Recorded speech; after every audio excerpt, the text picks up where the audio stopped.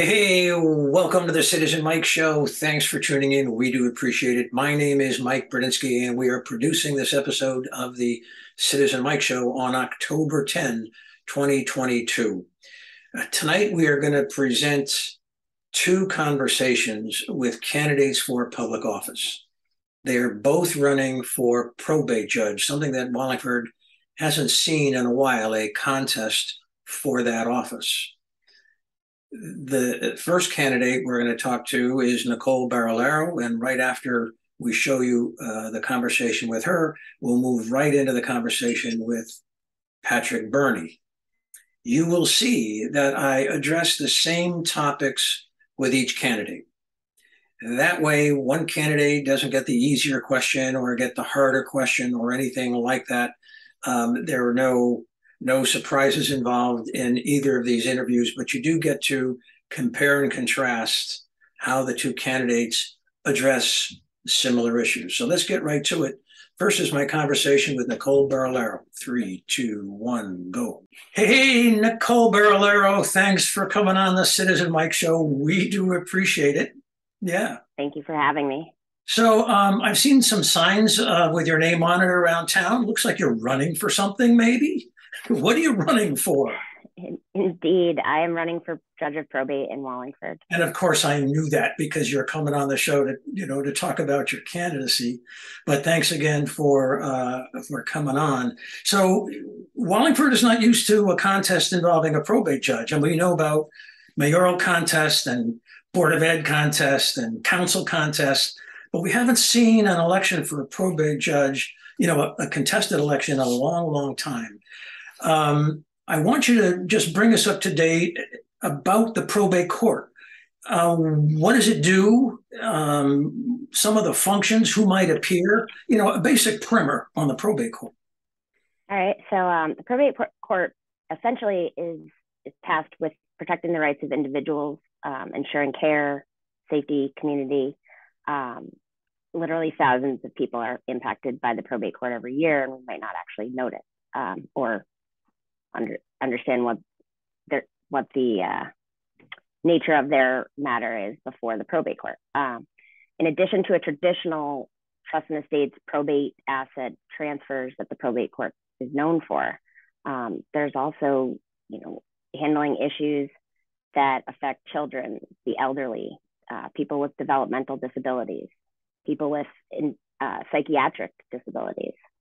So it's really a wide range of service areas and just making sure that everyone has community-based care.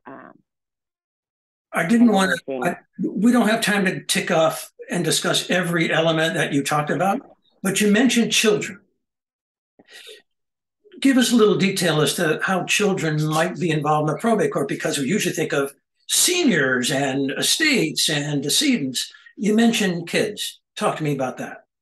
So probate court actually handles adoptions. They handle the formalization of adoptions, but also if you're going to terminate a parental or grandparent right, you would do so in the probate court. Got it. Okay. You were kind enough to send me a little resume or bio on yourself. I want to sort of go over that so our viewers get to know you a little bit. It says you were born and raised in Wallingford. You graduated from Lyman Hall High School in 2002. You received your Bachelor of Arts from Quinnipiac in 2006. You got your law degree from New York Law School in 2013, and you're admitted to the Connecticut and New York bar. You began your career in New York. You were working first with a private wealth management industry. You attended law school at night. You were involved in tax matters and business transactions like that. You also worked in the real estate investment field. And then you moved back to Connecticut to focus your practice on probate and related fields such as estate planning, elder law, and real estate. When did you move back to Connecticut to take up that emphasis? I moved back in 2014. I was also commuting back and forth to the city while I was still trying to study for the Connecticut bar. I studied on the train. I don't recommend studying for any bar exam on a train, but the situation was what it was. Yeah, right. And so in 2016 is when I formally gave up the investment side of my practice, and I focused purely on trust estates, estate planning.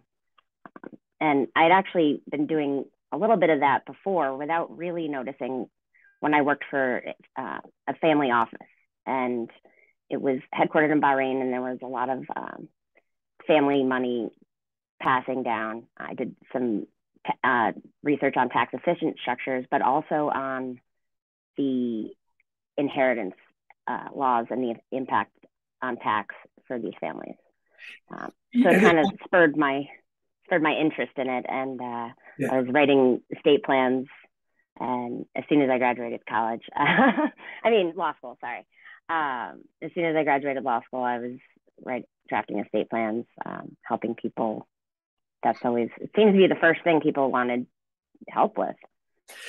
And Let me just finish reading from what you sent me. It said you have a tremendous amount of experience handling a broad variety of cases in probate courts throughout the state. And you head up the probate trust and estate planning practice at your law firm, Gambardella, Cipriano, Gottlieb, Hathaway, and Hamden. You say you've handled hundreds of probate matters, assisted clients in the transfer of over $27 million in estate assets, and you help folks with whatever matter they may have in the probate and estates area. So let's move on to the next topic a little bit. You said you've been in and out of probate courts, handled a lot of matters. Some cases are easy. Some cases are not so easy. Some keep you up at night. As a retired lawyer, I know that. You probably do too. So tell us about one of the cases that you handled that was maybe the toughest for you. All right. Well, it was actually kind of it's hard to pick one. They're tough for different reasons. Some are tough because they pull at my heartstrings. Well, most of them pull at my heartstrings, but some are such that they pull at your heartstrings in a way that you can't sleep. You're really just not fit for other people. You just need to work on the case, and that's it, because it's impossible to focus on anything else because someone's hurting and you want to help them. But this particular case I had was difficult because the family did not get along at all. A mother she had 5 kids. Her husband had passed a long time before.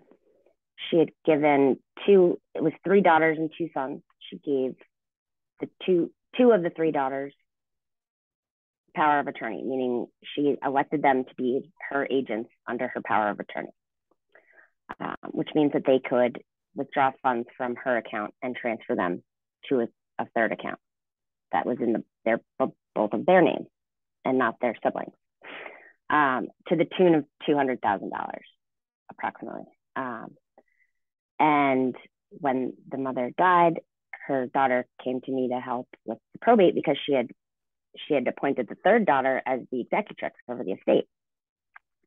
And the house had been sold not even 6 months prior to her death. So she knew that the proceeds should be in the account. And when she received the statement, the most recent statement, the date of death statement, the proceeds were not in the account.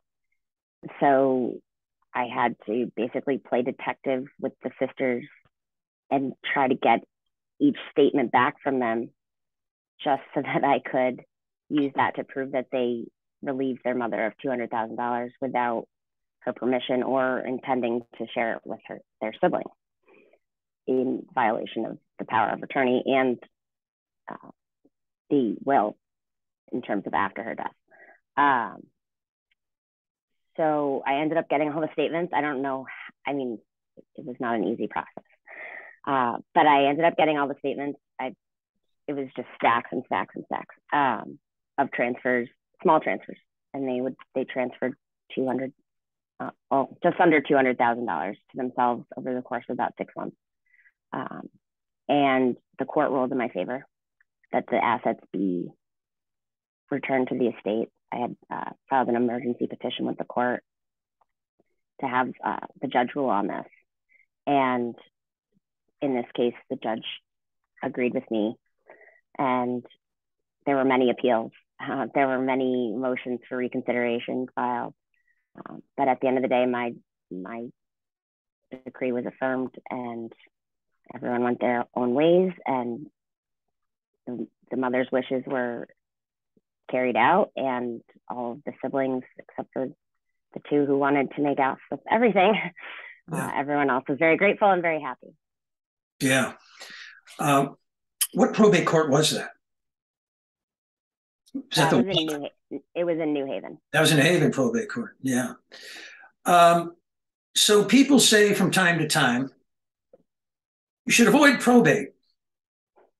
And there are books written on it, how to avoid probate, and articles and everything else. And I said, well, tell me about that. Why do people say that? And is that a myth? Just walk us through that. In Connecticut, it's a bit of a myth. Connecticut, it's very difficult to truly avoid probate, especially if you own real property, house, land. When going through probate essentially isn't as bad as everyone makes it out to be, I promise. It essentially just means that either the person died owning solely owned assets so that they didn't transfer immediately upon death, as it would if they were in survivorship, or if they held them as tenants in common, it would have to go through probate as well. It's just overseeing the transfer of these assets to avoid impropriety, illegality, and to just make sure that everything is just and the wishes are carried out of whoever the decedent might be.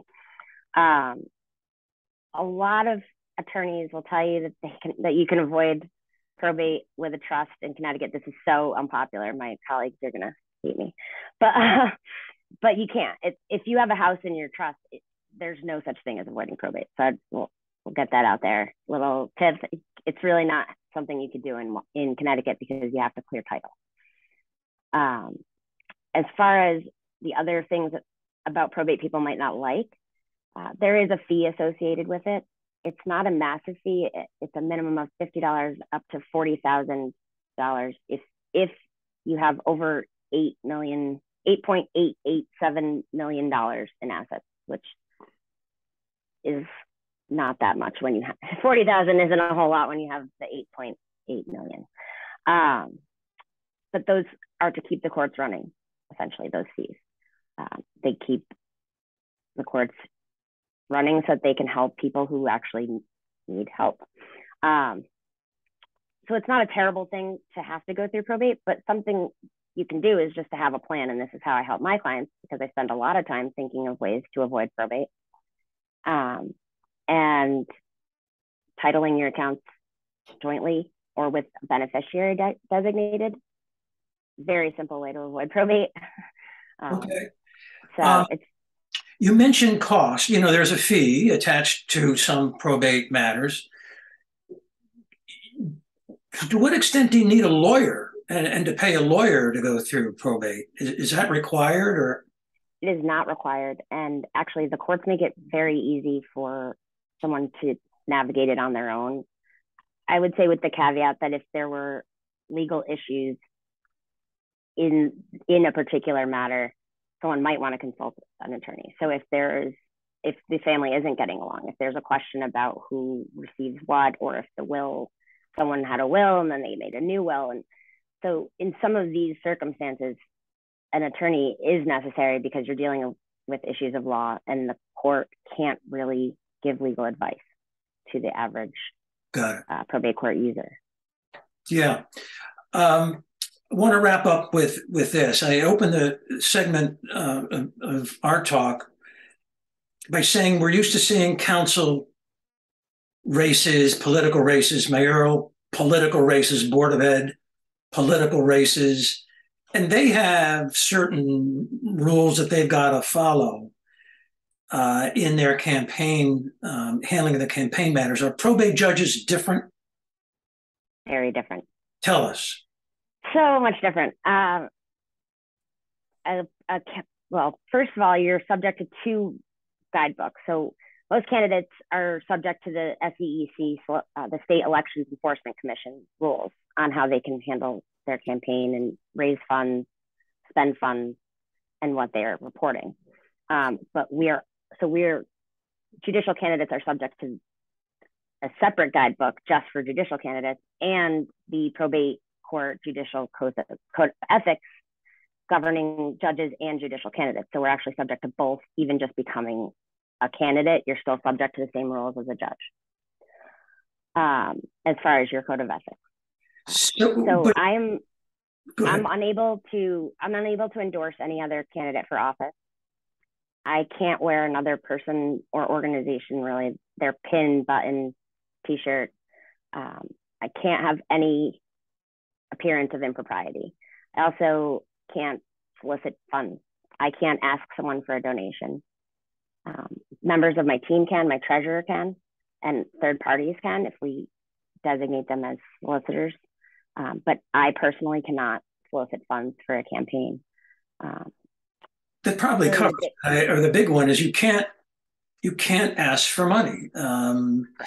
Does that make it tough on holding fundraisers? I mean, the campaign isn't for free; it costs dough. Theoretically, if I were to have a fundraiser, I wouldn't be able to attend it because my face would be the solicitation. So I did not hold fundraisers. My team grassroots organized for fundraising, and they contacted friends, family, everyone, and I mean I'm so very grateful and lucky to have them. But yeah, it's extremely hard, and we don't get Citizens Election Fund grants either, like with the state house or state senate or full state position. Well, as a former candidate, not being able to attend a fundraiser isn't a bad thing, maybe. I don't know. Hey, I had a lot of doors to knock, so it's not like I was bored. All right, let's make that the final word, and good luck on the campaign trail. And hopefully we'll see you again in one capacity or another, and be back on the Citizen Mike Show. So we appreciate it. Good luck. Well, I really appreciate you having me. Thank you so much. It was fun. Okay. Bye-bye. Bye. Hey, Patrick Birney, welcome to the Citizen Mike Show. We appreciate it. Thanks for coming on. Mike, Citizen Mike, it's great to be here. I've watched your show for a lot of years, and first time appearing, I'm pretty excited about it. Okay, hey, no fair schmoozing here. Hey, look, I've been driving around town. I see your name all over the place. Something's going on in your life. Tell me what's going on. I will tell. On Thursday in late April, I opened up the Record Journal and I saw a front page story about Judge Wright retiring after 30 years on the bench. Picked up the phone. I talked to my wife. Then I talked to my firm's managing partner, general counsel, and the one probate lawyer that the firm has full time. And we decided or talked about the prospect of me running for the probate judgeship. And it was unanimous. And I threw my hat in the Sunday after I read that article. So let's kind of start at the beginning and talk about the probate court in general. What's the function of the probate court? What kind of people does it serve? What's the probate judge do? Give us a primer. Sure. I start with this concept that the probate judicial website calls it the People's Court. And one of the things that I've learned over the years is it's not our grandparents' probate court. And historically, the probate courts have been courts that have administered decedents' estates. A person who passes, their assets would be distributed or administered as a result of a will, and if there wasn't a will, through Connecticut general statutes. Fast forward to 2022, and the court does so much more than that. I would say of the meatier issues besides administering trusts and wills and estates is this concept of conservatorship, actually displacing a person of their self-governance rights. And that is the probate courts have primary jurisdiction on those issues. The hearings are recorded. The standard is clear and convincing evidence. The rules of evidence apply. And it takes up, especially in the Wallingford Probate Court, it takes up a lot of time because we have hospitals in the town, senior citizens facilities, where people are asked, or the court is asked, to rule on a person's ability to self-govern themselves all the time. Then you've got other sort of important issues, termination of parental rights, exciting issues. There are courts of adoption. Folks with that were born with intellectual disabilities, when they reach the age of majority, the probate courts have primary jurisdiction in terms of their guardians, people who have to report to the courts annually in terms of the well-being of the person that they're a guardian of. Interestingly enough, there are guardian ad litem, people that the courts appoint to watch out for example, the intellectually disabled, so that they have a seat at the table. It's a court, Mike. The rules, the rules of evidence apply. Yeah. There's disputes at times. And then the other sort of interesting thing, which I don't have a backstory on yet, is the Wallingford Probate Court and a lot of Connecticut probate courts can manage the application process for a passport. They don't issue passports, but they can expedite the administration and the issuance of passports. So that's what they do. All right. Next time I go to Russia, I'll keep that in mind if I need a special visa. But I want to pivot away from that and introduce you a little bit to our viewers by reading part of the materials that you sent to me, a little bio, and it comes from your campaign materials. But this is what I'm culling out of there. You're born and raised in Wallingford. Your family's been here for a while. You're married to Paige. You have 2 children.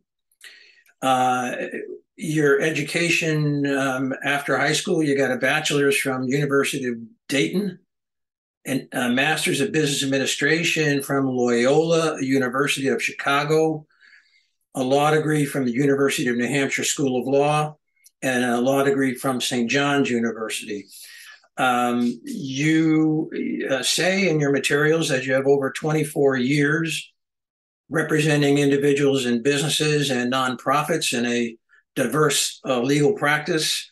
You have experience litigating complex cases in state and federal court, including Connecticut probate courts. You're a co-founder and board member of an organization called Growers, Growers. It's a nonprofit dedicated to employing, protecting, and educating intellectually disabled people. You're a member of the Board of Trustees and on the Executive Committee of Masonic Care. Right now, you are Vice Chair of the Wallingford Public Utilities Commission. You've been on the Planning and Zoning Commission and the Zoning Board of Appeals. There's more to read, but we're sort of time limited. But did I get the thrust of it? Did I get most of it? Yes, you did, Mike. All right. So with a footnote that the LLM degree was a night school, and I didn't. Oh. It was pre-internet, where after putting in a full day of law practice, I used to drive down to Queens and Manhattan at night and or weekends to get my degree, and also required me to write and defend a thesis. And I had the good fortune of having my son in the room with me when I defended that thesis in 2008. Speaking of defending and cases in court and things like that, you've had cases that are some are easy, some are routine, some are boring, some are exciting, but some are hard, and they can take a toll on you. So I want you to tell us about maybe the hardest case you've ever had involving a probate matter. Yeah, that's a great question, and I think the easy answer would be my first trial, Mike, was a probate case, and you know, you've tried a lot of cases, and you know that first trial could be a stress case. But when I was thinking about the question, I will tell you that the most intense, the most stressful case that involved the probate case was a case where there were 3 generations of a family: a father, a son who was married, and 2 children that this happily married man had. The father, the grandfather who we represented, and again, the rules of professional conduct prevent me from disclosing names and the like, but I will provide enough detail for you and the viewers to understand the stress of the situation. the grandfather, our client, essentially passed on the business to his son, and his son did an amazing job managing it, but it became a stress, and he unfortunately took his life.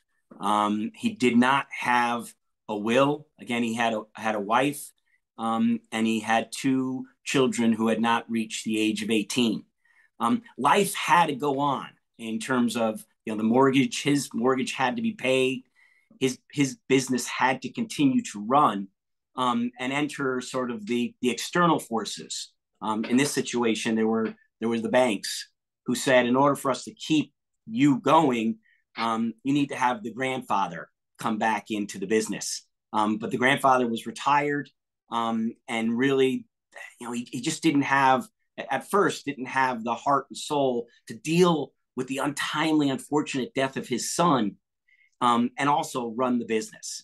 And again, the stress was a result of having to manage a process where death is unexpected, where there wasn't a will to guide people, and trying to work through 3 generations, and banks who have to report to their shareholders and really don't care too much about the emotional components of life outside of their balance sheet. The great news about this one is that we worked through the disputes, and I'll be honest with you, Mike, there were some intra-family disputes. We worked through them and ultimately led us to a consensual resolution. There was a lot of stress getting there, a lot of education on the part of us and our clients, but I'm happy to report that the case did have a happy ending. I'm going to change gears on you. There's a saying out there, avoid probate if you can. Books are written on it, how to avoid probate. People give lectures and make money off of that question. How do you avoid probate? So I want you to address that. Should I avoid probate? What's the big problem? I have to tell you, one of the letters to the editor that I sent you, one of my early op-ed pieces, Citizens Mike, would talk to you about my first autumn practicing law, which was the fall of 1998. And I spoke to the Men's Congregational Church Breakfast Club, talking to them about living wills, which is one of those probate avoidance techniques. And in order for me to answer the question, I think there's 3 really issues that people talk about that would support the argument about the avoidance of probate. Some of these things I've actually talked to people across Wallingford as I've been knocking out about 4,000 doors. The one is the time of probate. And that is not something that the people of Wallingford have talked about. In fact, I've heard sort of converted terms in terms of how fast things happen in Wallingford. There was a story that I heard on a door I knocked where someone said that they had the opportunity to probate something in Waterbury or probate something in Wallingford, and they chose Wallingford because of Judge Wright and his staff have the ability to move things along efficiently. The one complaint I did get from some folks who I've walked around town with or about has to do with the fees and the fact that in order for you to have a hearing in a probate court, you have to stroke a check, or the fees that come, soon after you sort of resolve the stressful closing of your husband or son or mother's estate. You have to pay bills. And of course, the big one, Mike, is a contested matter that requires professionals, lawyers, and lawyers cost money. And that's another reason why people complain or attempt to avoid probate court. At the end of the day, though, I don't think that these probate avoidance techniques sort of undermine the importance that this court plays in all the communities that they serve. I want to change gears on you again. A race for a probate judge, a campaign for a probate judge is not like a campaign for mayor, council, board of education. As I understand it, there's some things you just cannot do as a candidate that you would be able to do as a political, persona running for the mayor or the council. Walk me through the distinction. What can you not do as a candidate for a probate judge? Yeah, and I have to frame the answer to this question with this concept of, Mike, I'm 57 years old. I've always wanted to run for public office. I'm not thinking that necessarily the probate judge would be the first office that I would run for. And the surprise and interest that I had when, in addition to the same day that I received the handbook from the State Elections Enforcement Commission, I received a big letter and a probate manual from the Connecticut Probate Administrator, essentially saying you have to adhere to certain canon or a canon and certain rules as a result of running for when you decide to run for probate judge. The code of probate judicial conduct is made up of 4 points, Mike. 3 of those 4 points are targeted exclusively at probate judges. And then the 4th one deals with probate judges and probate candidates. At the end, they're all intended to promote the consistent theme of independence of the courts and the integrity and the impartiality of the courts. So I sort of had to set the table of, wow, I had no idea that there's something separate and distinct about the probate judge than a person who's running for state senate or town council or the mayor. I like it because we as probate candidates are held to a separate, higher standard, if you will, to ensure the independence, to ensure the court's impartiality, to ensure. Go ahead. Yeah. Well, let's get specific. Before we run out of time. Specifically, what can you not do? So I can show up at a campaign rally on the corner of Main and Center, but I can't have a Paul Ciccarelli button on my lapel.